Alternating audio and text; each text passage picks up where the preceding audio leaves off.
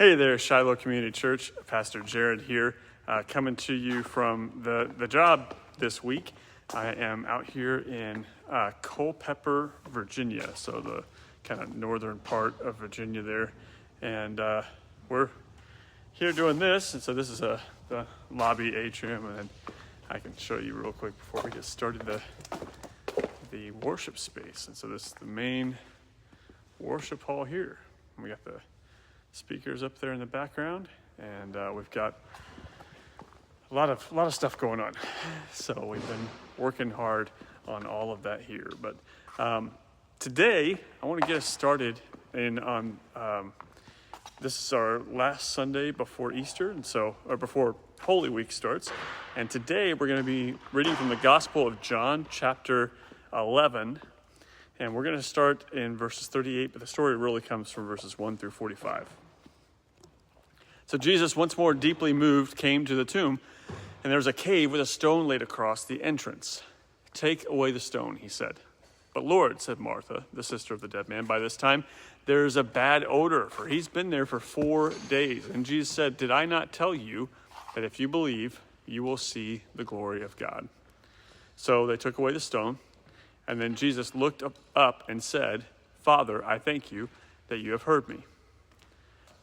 I knew that you always hear me, but I said this for the benefit of the people standing here, that they may believe that you sent me." When he had said this, Jesus called in a loud voice, "Lazarus, come out." The dead man came out, his hands and feet wrapped with strips of linen and a cloth around his face. And Jesus said to them, "Take off the grave clothes and let him go." So like we said, today we're on our last Sunday in Lent before Holy Week begins, and we encounter this kind of strange scriptural text. I can say this is a strange text, not because of the story so much itself. Jesus is always doing incredible things in the Gospels. But it's strange because this text shows up in a reading for Lent. In 2 weeks, we're going to celebrate Easter. Resurrection Sunday, we'll celebrate Jesus' victory over death. And yet, in our text today, it's like a mini Easter. It's like an early start on the resurrection. Jesus here is raising Lazarus from the dead. Even some of the music suggestions today in worship planning guides, they're kind of confused. It's like they're using hymns that would traditionally come with Easter, things that we wouldn't normally sing for another 2 weeks. And so it's like this odd kind of resurrection before the resurrection. Like in some of our other Lenten texts, there's a lot to think about in these 45 verses. But it's Jesus' encounter with Martha that really catches my attention in this text. This is what I want us to focus on as we're talking about these conversations that Jesus has with other people throughout the Gospels. This text in the Gospel of John is another story that appears only in John's Gospel. The players, the main figures, are known throughout the other Gospels. But John starts by telling us that this man named Lazarus, who lives in Bethany, is sick.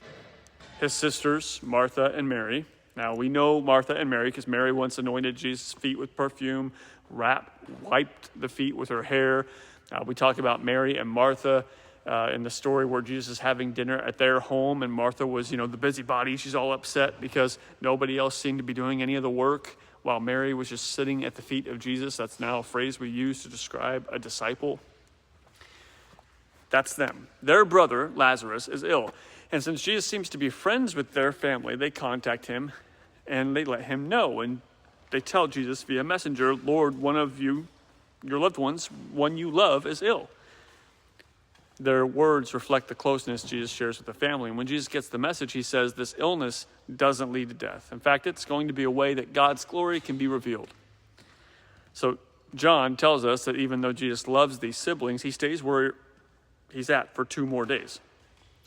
So the word "stay there" gives this kind of sense of lingering. There's a decided lack of haste. Jesus is not in a hurry.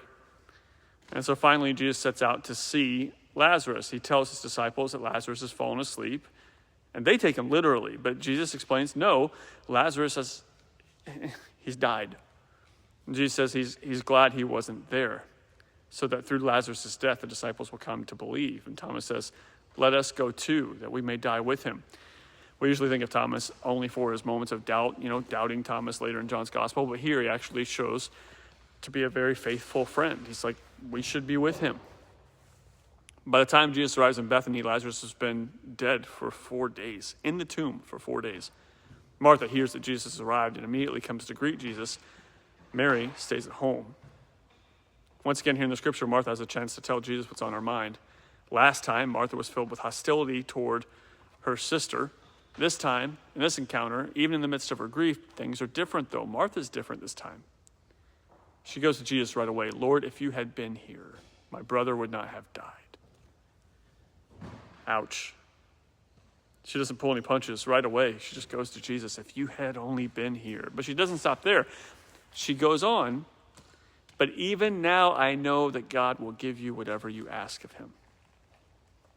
It's hard to say exactly what Martha means by this, what she's thinking, although we know what happens next. Martha, I don't think, suspects that Jesus could have done what he does. But her statement is kind of remarkable that way. She's in the midst of grief. Those first days of loss, if you suffered a loss of a close loved one, it's a blur. Pain, sadness, wishing. She wishes Jesus would have come sooner to heal Lazarus, but she knows that even though he didn't, she displays this trust, knows that God can do anything through Jesus. She may not have seen clearly before in the dinner encounter, but here it shows growth in this person. She's changed. And Jesus says to Martha, your brother will rise again. And Martha's response, yes, I know he will rise again on the resurrection on the last day. Those words aren't particularly comforting to Martha in the moment.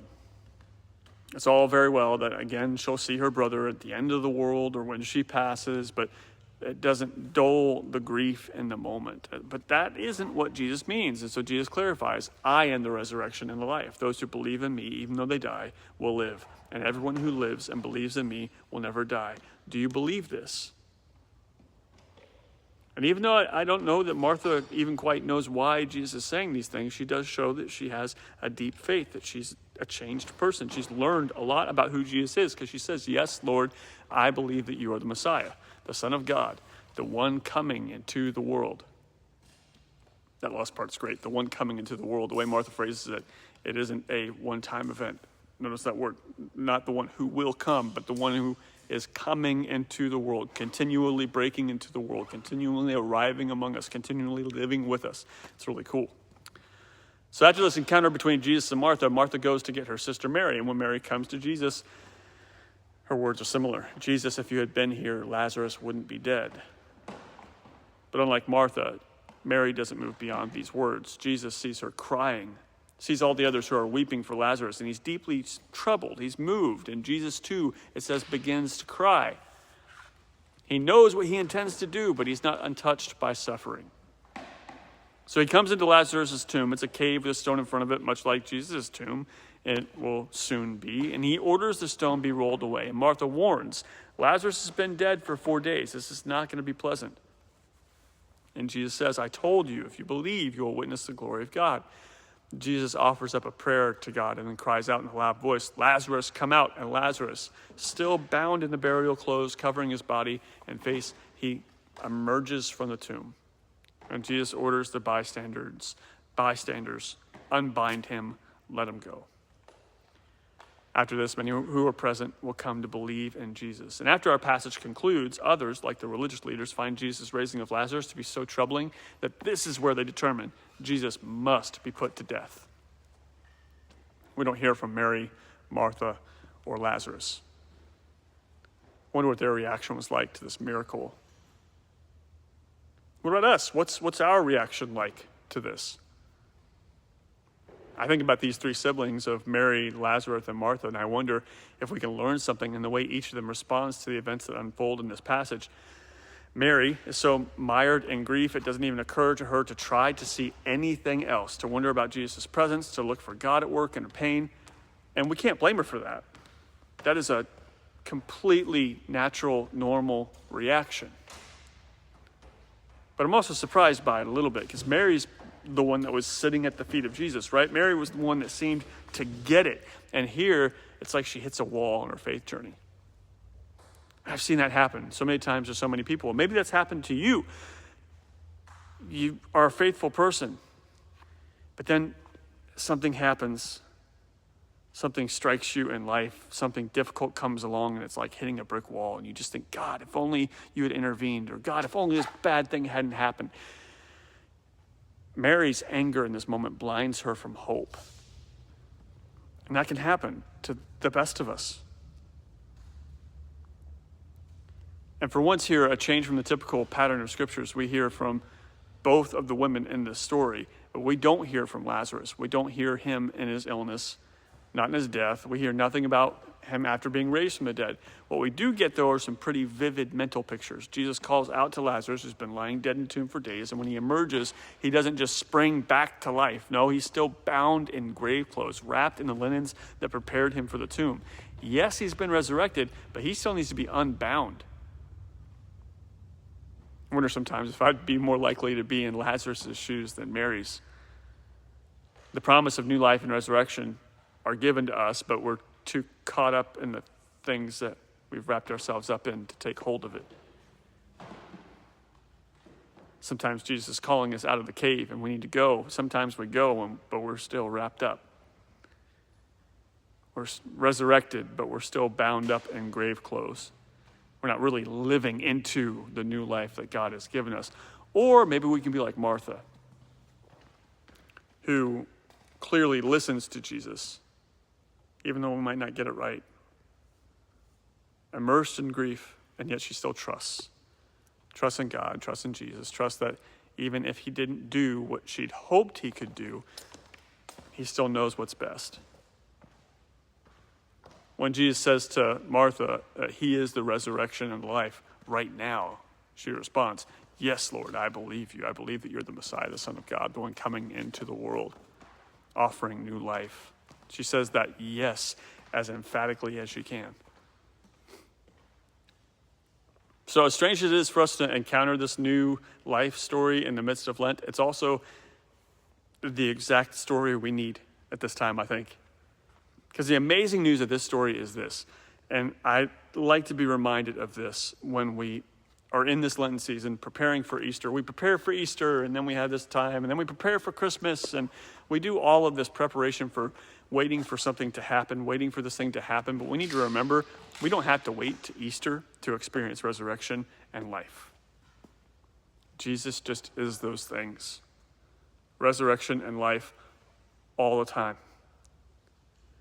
So even as we journey in Holy Week through the darkness and pain and difficulty of the crucifixion, even as we have the gift of resurrection coming to us, where we're preparing for it, remember that we have it already. Even as we grieve the cross, we have the gift of resurrection already. Even as we wait for the light of Easter, we are already an Easter people, a resurrection people, a new life people. Jesus was already, is already, will already be at work, transforming us so that our lives become more and more and more like the love and grace that Jesus shows. That's resurrection. It's ours now from the one who is coming into the world, not just once, continually, over and over and over again. Always, Jesus' resurrection, Jesus' life, continually coming into the world to encounter us. So it's time, take time to grieve, take time to mourn, but let's let it be turned into gladness. Tear away the bindings, discard the grave clothes. Let's step out of the cave and into the light together. Because the good news is God is always, ever coming into the world and offering life. Let's be the ones that are there to accept it. Thank you all for letting me come to you from the work site. You say hi, Xander. Hi, Xander. He ran away. All right. Once again, like I said, thank you for letting me come to you remotely this week. It's this job's a tough one, as you can see. We got a lot of stuff to do, a lot of stuff to install still. But I will see you all for Palm Sunday. I am looking forward to it. All right. Love y'all. It's been great. And I'll see y'all next week.